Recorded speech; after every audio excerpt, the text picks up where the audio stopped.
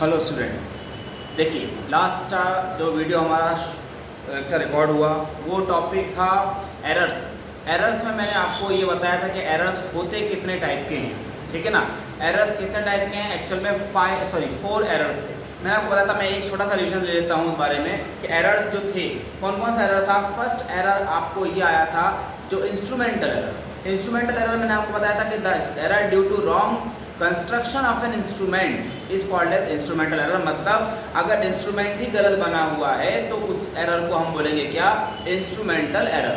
मतलब हम कितने भी एक्यूरेट आंसर निकाल लें, लेकिन अगर इंस्ट्रूमेंट ही रॉन्ग कंस्ट्रक्शन हुआ है फ्रॉम द कंपनी तो हमारा एक्सपेरिमेंट की रीडिंग प्रॉपर नहीं आएगी, that is called as instrumental error.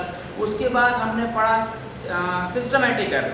Systematic error क्या बोलता है कि अगर हम इंस्ट्रूमेंट को प्रॉपरली सेट नहीं करेंगे तो हमारी रीडिंग प्रॉपर नहीं मिलेगी। मतलब due to wrong setting of an instrument that error is called as what, systematic error, correct. और उसके बाद हमने पढ़ा क्या पढ़ा था फिर, पर्सनल एरर मतलब खुद की गलती, ऑब्जर्वर। मतलब अगर हम ही एक्सपेरिमेंट परफेक्टली परफॉर्म नहीं करेंगे, मतलब हमने अगर एक्सपेरिमेंट की values reading properly note down नहीं करी तो एरर आएगा, that error is called as what, personal error. उसके बाद नेक्स्ट कंसेप्ट हमने पढ़ा लास्ट जो है random error.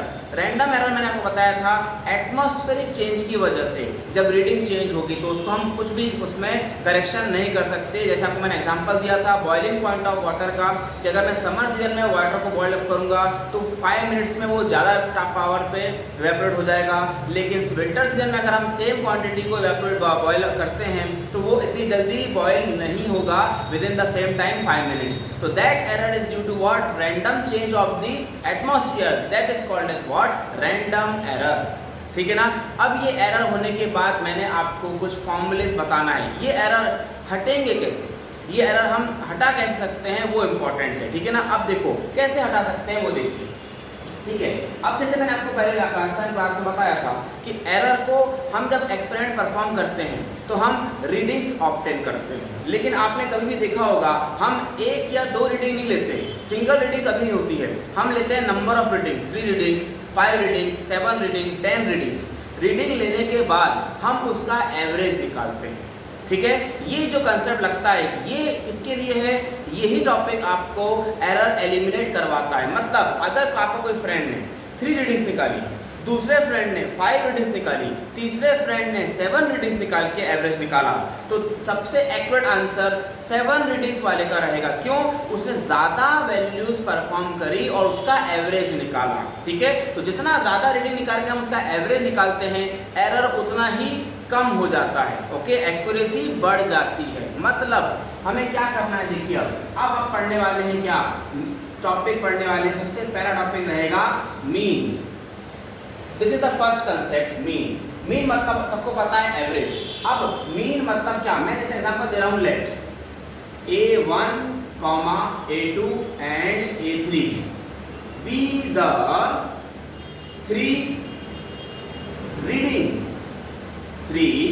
readings of an experiment, मतलब मैंने 3 रीडिंग्स लिए, A1, A2, A3, 3 रीडिंग लिया मैंने। मैं एग्जांपल समझाने के लिए बता रहा हूँ, 3 रीडिंग्स मैंने ले लिया है और उसका मैं अब निकालने वाला हूँ मीन मतलब होता है एवरेज। तो कैसे निकालेंगे, देखो इसका सिंबल होगा AM, M लग गया मतलब मीन। ए से मैंने रीडिंग नोटेशन दिया है तो इसलिए मैं सिंबल भी लूंगा ए से, जरूरी नहीं कि हमेशा ए ही शो करोगे। एम मतलब मीन, फॉर्मूला बनेगा A1 plus A2 plus A3 divide by how many values, 3 values divide by 3, 5 values है डिवाइड बाय 5, 10 वैल्यूज है divide by 10, okay. Now second case, अब देखिए अब इसके ऊपर एक फॉर्मूले डिपेंड करते हैं, बहुत इंपॉर्टेंट फॉर्मूले हैं, ठीक है। न्यूमेरिकल्स कंफर्म आता है, नीट में इस पर भी न्यूमेरिकल आया है इसी साल, ठीक है। अब देखो सेकंड कंसेप्ट आपको बताता हूं, इसका नाम है एब्सोल्यूट एरर। क्या नाम है, absolute error. What is absolute error? It is denoted by a symbol. देख तो ट्रायंगल रहा है लेकिन पढ़ते हैं डेल्टा। जितनी रीडिंग्स हैं उतने ही एब्सोल्यूट एरर भी रहेंगे। जैसे डेल्टा A1 आने वाला है, फिर आएगा डेल्टा A2 आएगा और आएगा डेल्टा A3। मतलब 3 रीडिंग्स हैं तो एब्सोल्यूट एरर भी 3 ही रहेंगे। अब एब्सोल्यूट एरर का सिंबल क्या लग जाएगा? डेल्टा। डेल्टा लग गया तो सिंबल किसका बन गया? एब्सोल्यूट एरर का। अब देखिए डेल्टा A1 वेरी सिंपल फॉर्मूले, इसको हम ऐसा लिखेंगे AM माइनस A1, लेकिन इस सिंबल के बीच में, इस सिंबल का मीनिंग होता है मैग्नीट्यूड। मैग्नीट्यूड मतलब क्या? अगर मैं सपोज AM माइनस A1 करता हूँ, सपोज मुझे A मीन मिला है 3.06, ये मेरा A मीन का वैल्यू है। अगर मेरा A1 है माइनस में 4, तो बताइए 3.06 इज लेस देन 4, तो अगर इसको मैं सॉल्व करूँ तो आंसर डेफिनेटली नेगेटिव में आएगा। ठीक है, नेगेटिव में आएगा 0.94, करेक्ट। लेकिन अगर मैं ये मैग्नीट्यूड लगा दूं, ये सिंबल लगा दिया मैग्नीट्यूड का, तो इसका आंसर मैग्नीट्यूड में जब लिखेंगे तब आंसर आप पॉजिटिव लिख सकते हो 0.94। मतलब अगर ये मैग्नीट्यूड लग गया है तो अंदर अगर नेगेटिव वैल्यू भी आया तो उसका आंसर क्या बन जाएगा? Positive. That is called as what? Magnitude. Magnitude of किसका बताइए? A मीन माइनस A1, क्योंकि डेल्टा A1 है। अब इसी से कंपेयर करके आप निकाल सकते हो डेल्टा A2। कैसे? A मीन माइनस A2 हो जाएगा, तो डेल्टा A2 है, और A मीन इसके लिए क्या हो जाएगा? डेल्टा A3 के लिए A मीन माइनस A3 हो जाएगा। That's it. ओके, तो this is nothing but your absolute error, that is called as what? Absolute error. मतलब हमेशा मीन वैल्यू में से A1, मीन वैल्यू में से A2, मीन वैल्यू में से A3 अगर मैं माइनस करूंगा और मैग्नीट्यूड में लिखूंगा तो वो क्या बन गया मेरे? Absolute error. अच्छा, अब इसी के ऊपर से एक और नाम आ रहा है, थर्ड नाम समझ में आ जाएगा आपको, mean absolute error. Mean absolute error मतलब देखो एब्सोल्यूट एरर का भी मीन, क्यों? क्योंकि एब्सोल्यूट एरर मेरे पास 3 आए तो उनका भी मीन निकाल सकता हूं मैं। तो उसका सिंबल ऐसा बनेगा, डेल्टा तो रहेगा, A भी रहेगा, लेकिन M लग जाएगा। मतलब डेल्टा A का मीन कैसे? देखो कितने वैल्यूज हैं? 3 वैल्यूज हैं, तो मैं फॉर्मूला लिखूंगा जो कैसे? Delta A1 plus delta A2 plus delta A3 divide by how much? 3, क्योंकि ये भी 3 वैल्यूज हैं। 5 होंगे डिवाइड बाय 5 करूंगा, 10 होंगे डिवाइड बाय 10 करूंगा, ये होगा डेल्टा A मीन। ओके, अब देखो एक पे एक फॉर्मूला इंटरडिपेंडेंट है, क्यों? मीन के ऊपर एब्सोल्यूट एरर डिपेंड है, एब्सोल्यूट एरर के बाद मीन उसका आएगा क्योंकि डिवाइड बाय 3 करेंगे। अब इसके बाद एक नाम आ रहा है बहुत important name, nothing but relative error. क्या नाम आएगा? Relative error. Relative error formula very simple, relative मतलब रिलेशन, रिलेशन मतलब रेशियो। रेशियो किसका? बोर्ड पे आपको 2 मीन दिख रहे हैं, एक डेल्टा A मीन और एक A mean. Delta A mean और A मीन, 2 मीन वैल्यूज दिख रहे हैं। इन दोनों का रेशियो मतलब रिलेटिव एरर। मतलब रिलेटिव एरर का फॉर्मूला इतना ही बनेगा, delta A mean upon A mean, delta A mean upon A mean. मतलब delta A mean definitely A mean से छोटा रहता है। जब भी आप परसेंटेज निकालते हो अपने मार्क्स का, तो आपको 500 मार्क मिला है आउट ऑफ 600, तो आप क्या कर रहे हो? 500 divide by 600, you will get the answer. बराबर है 200 करोगे, वो भी करने वाले हैं हम। मतलब स्मॉल वैल्यू न्यूमरेटर में रहेगी, टोटल वैल्यू डिनोमिनेटर में रहेगी। मतलब A मीन नीचे आया, डेल्टा मीन छोटा है तो delta A mean upon A mean, that is called as what? Relative error. अब लास्ट बच गया अपना, sorry this is the fourth number. अब लास्ट वैल्यू बच गया नथिंग बट क्या? Personal, sorry percentage error. नाम क्या रहेगा? Percentage error, percentage error. Now what is percentage error? Very simple, जो रिलेटिव एरर है उसी का यूज है। Delta A mean upon A mean तो रहेगा, लेकिन अगर मैं मल्टीप्लाई बाय 100 कर दूंगा तो क्या बन जाएगा? Percentage error. मतलब अब देखो, अगर किसी क्वेश्चन में आपको पूछ दिया गया कि वैल्यूज दी हैं A1, A2, A3 की वैल्यू दी और आपको बोला कि कैलकुलेट द परसेंटेज एरर, तो आप डायरेक्टली परसेंटेज एरर निकाल ही नहीं सकते। आपको क्या करना पड़ेगा? परसेंटेज एरर के लिए मुझे सबसे पहले तो मीन निकालना ही पड़ेगा, मीन के बाद मुझे एब्सोल्यूट निकालना ही पड़ेगा, एब्सोल्यूट का मीन लेना ही पड़ेगा, रिलेटिव एरर भी निकालना ही पड़ेगा, और उसके बाद जब मैं मल्टीप्लाई बाय 100 करूंगा तब मुझे मिलेगा क्या? Percentage error. So this are the interdependent formulas, ये एक दूसरे पर डिपेंड हैं, बराबर।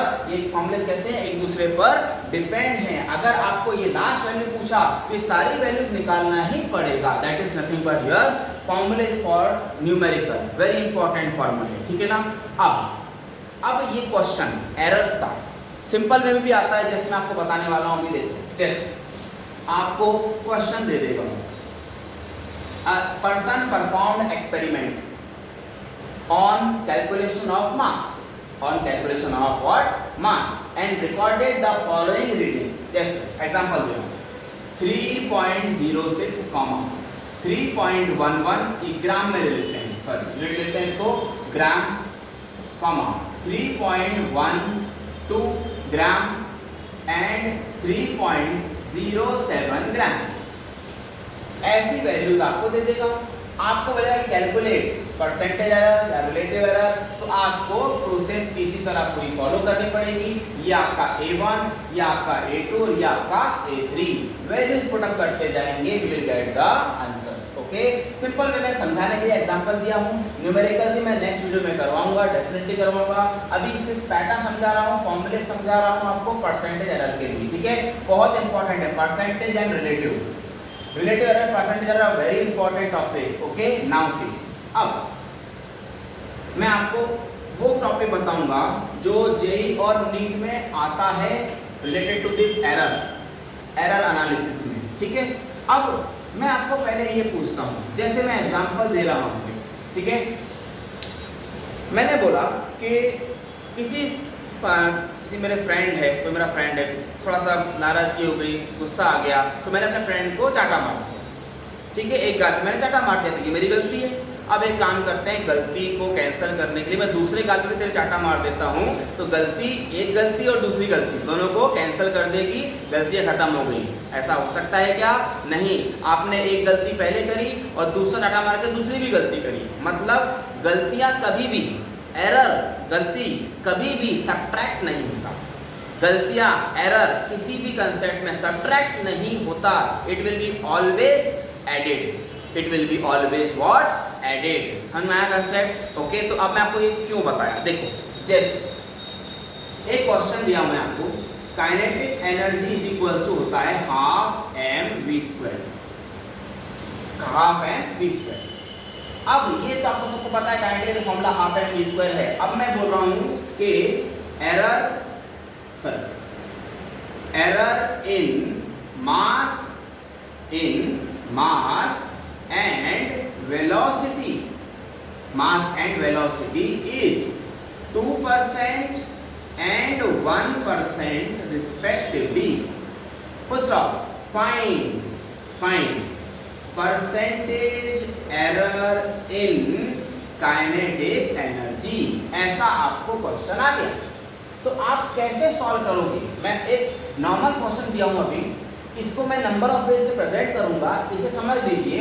जैसे आपको बोला गया काइनेटिक एनर्जी में परसेंटेज एरर निकालिए, तो आपने ये फॉर्मूला देखना है। काइनेटिक एनर्जी का फॉर्मूला होता है हाफ mv² है। तो अब इस फॉर्मूले को मैं यूज कैसे करूंगा, देखिए क्या होगा।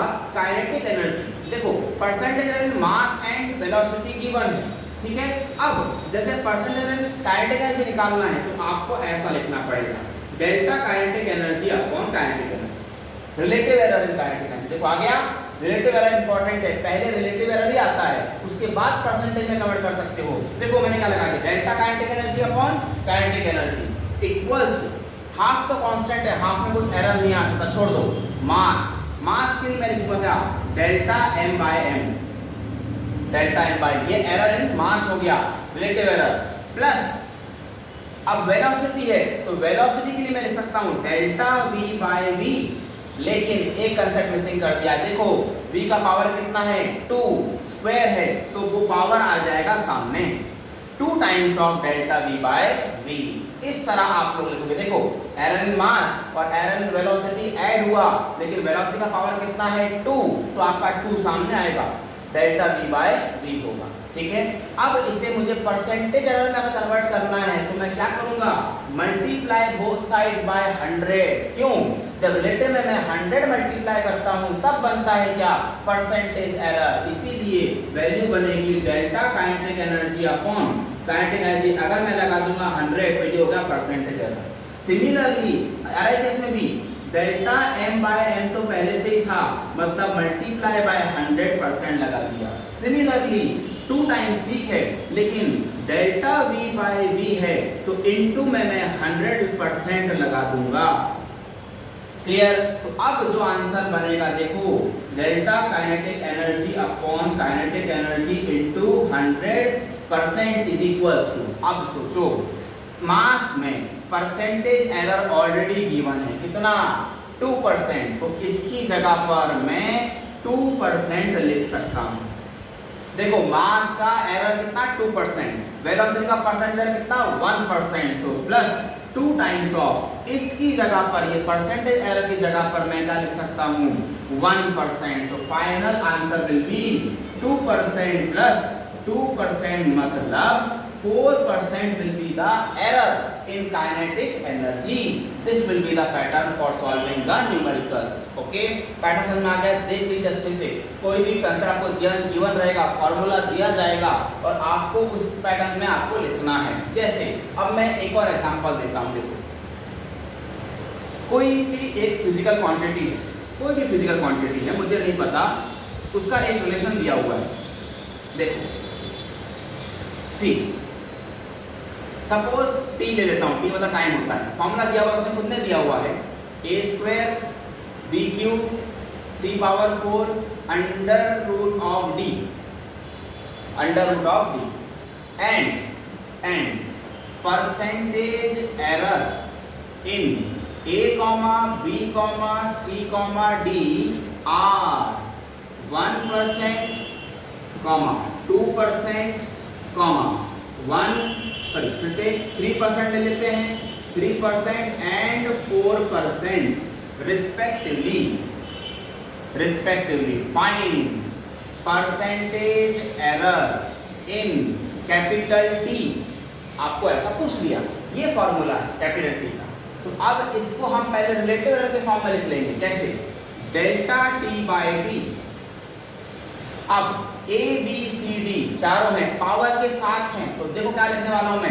अब ए के लिए आप क्या लिखोगे, डेल्टा ए बाय ए तो लिखोगे, लेकिन ए का पावर कितना है 2, तो 2 सामने आ जाएगा, समझा।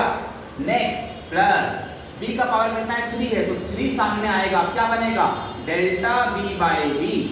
क्लियर। फिर से प्लस सी, देखो डिनोमिनेटर में है लेकिन एरर को कभी भी सब्ट्रैक्ट नहीं करना, हमेशा ऐड करना। प्लस डेल्टा सी बाय सी तो बनेगा, लेकिन पावर कितना है 4, तो 4 टाइम्स आएगा। लास्ट अब डी का पावर क्या है, रूट में है, रूट का पावर क्या होता है सबको पता होगा, मैं लिख देता हूँ। देखो अंडर रूट का वैल्यू यहाँ लिख देता हूँ। अगर रूट लगाए किसी वैल्यू को तो उसका पावर हो जाएगा कितना 1/2, ठीक है। अगर क्यूब रूट लगा हुआ है किसी वैल्यू को तो उसका पावर कितना हो जाएगा 1/3। वही कंसेप्ट यहाँ लगाना है। देखो स्क्वायर रूट है तो पावर हो जाएगा 1/2, और डी मतलब क्या हो जाएगा डेल्टा डी बाई डी।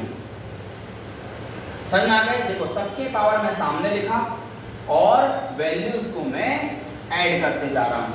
अब मैं सब में 100% से मल्टीप्लाई कर दूंगा तो सब किस प्रकार हो जाएंगे, परसेंटेज एरर में। मतलब मुझे ऐसा लिखना पड़ेगा, delta T by T into 100% will be equal to 2 times delta a by a into 100% plus 3 times delta b by b into 100% plus 4 times delta c by c into 100% and last है plus 1/2 delta D by D into 100%। अब देखो ये सब के सब percent में convert हो गए और इन सब की वैल्यू आपको ऑलरेडी गिवन है ना। इन सब की वैल्यू आपको ऑलरेडी गिवन है। मैं पुटअप कर रहा हूँ, देखो 2 इंटू डेल्टा ए बाई, देखो ए में परसेंट कितना बोला है 1, तो 1% लिखूंगा, प्लस 3 इंटू बी में कितना बोला है 2%, तो मैं 2% लिख दूंगा, plus 4 times into delta C by C कितना बोला है 3%, तो मैं 3% लिख दूंगा। लास्ट में half of delta D by T में कितना है 4% है। So final answer will be 2% plus 6% plus 12% है ना, 4 3 जाएंगे, लास्ट हाफ कैंसिल करेगा 2%। So addition of all 6 12 18 into 20 and 22% का परसेंटेज एरर है in what time. Okay, this is the pattern to solve the error questions. Okay, this is the very important topic, ये exam में आ चुका है, हमेशा पूछा जाता है। सो प्लीज इन सारे कंसेप्ट को ध्यान में रखिए, इस टॉपिक से क्वेश्चन आएगा। एक पैटर्न और है, मैं 2 मिनट्स और ले लूंगा आपको, और इसका एक पैटर्न और है क्वेश्चन पूछने का, वो भी समझा देता हूं। देखिए, जैसे हटा रहा हूं, ओके, एवरीबॉडी क्लियर? देखो परसेंट एरर में कन्वर्ट करना है, दैट्स इट। ओके, नाउ कभी कभी क्वेश्चन ऐसा आता है,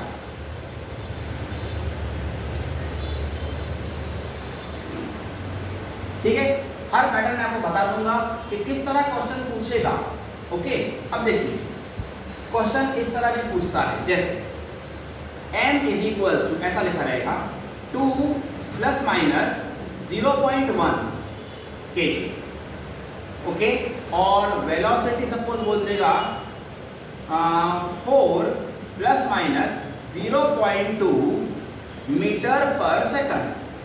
ठीक है, आपको बोलेगा find percentage error in kinetic energy, percentage error in kinetic energy. ठीक है, अब देखिए m का ऐसा वैल्यू दे दिया 2 प्लस माइनस 0.1, तो आपको बताता हूं कि डेल्टा m बाय m कैसे निकालोगे। डेल्टा m बाय m निकालोगे आप ऐसे 0.1 बाय 2, ये है एरर, ये है mean value, 0.1 divide by 2। Okay, ठीक है, ये डेल्टा m बाय m हो जाएगा। और डेल्टा v बाय v कैसे निकालोगे, तो समझ में आ गया होगा, 0.2 डिवाइड बाय 4। ठीक है, ये आपको रिलेटिव एरर दे देगा। देखो अब आपको सबको पता है, अभी मैंने जैसे बताया था काइनेटिक एनर्जी होता है हाफ m v स्क्वायर, तो इसे कन्वर्ट कर लो फिर से, delta kinetic energy upon kinetic energy equals to half, तो कांस्टेंट छोड़ दो, delta m by m plus 2 time, power सामने आ जाएगा, 2 times delta v by v। हो गया आंसर। ये दोनों वैल्यूज आपके पास है, देखो डेल्टा m बाय m भी है और डेल्टा v बाय v भी है, पुट अप करेंगे you will get the answer. Okay, मतलब इस तरह से भी एरर्स के क्वेश्चन आते हैं। तो अगर ऐसा वैल्यू आता है तो आपका ये 0.1/2 करना है फॉर रिलेटिव एरर, 0.2/4 करना है रिलेटिव एरर। ओके, क्लियर है? इस तरह के क्वेश्चंस आपको एरर एनालिसिस में आएंगे। ये दोनों वैल्यूज में हम पुट अप करके कैलकुलेशन कर सकता हूं, वो तो आप भी कर सकते हो, वेरी सिंपल कैलकुलेशन है। तो पैटर्न पहले समझिए, इस 2 कंसेप्ट में ही एरर एनालिसिस का क्वेश्चन आता है। या तो किस तरह पूछेगा, आपको कन्वर्ट करना पड़ेगा, या डायरेक्टली परसेंटेज एरर दे देगा। Okay, so this was your error analysis. Okay students,